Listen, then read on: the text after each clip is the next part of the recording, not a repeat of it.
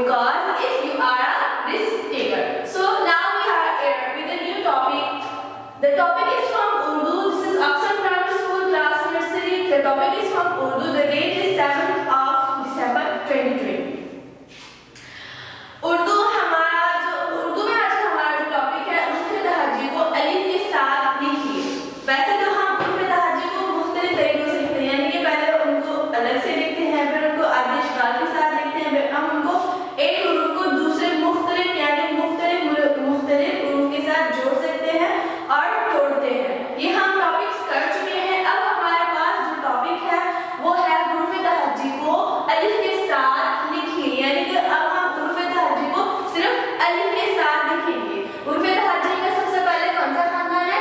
बे का खानदान, यानी कि बे के खानदान में आदि अशकाल के साथ उर्फ़ की जो छोटी अशकाल है उसके साथ हम अलिफ को मिलाएंगे। बे अलिफ बा से अलिफ सा, लेकिन हम उसको साम के साथ मिलाएंगे। बा बे बा, बे के बाद है बा, बे अलिफ बा अलिफ बा, पा ता ता सा।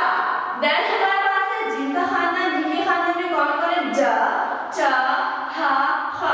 फिर हमने इनको अलिफ के साथ मिलाया तो जा अलिफ जा, छा अलिफ छा, हा अलिफ हा, खा अलिफ खा। फिर हमारे पास आता है दाल का खानदान। दाल के खानदान में दाल को हम दा यानी कि उसके साम के साथ पढ़ेंगे। दा दा दा दा ज ज। फिर हमारे पास आता है रे का खानदान। रे के खानदान में भी हम रे को रे की आवाज के साथ पढ़ेंगे।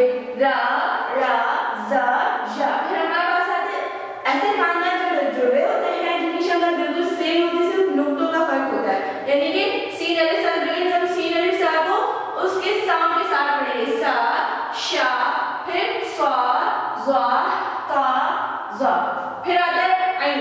आइन को भी हम उसके आवाज के साथ ही पढ़ेंगे। आ गा फा ओ का गा ला मा ना वा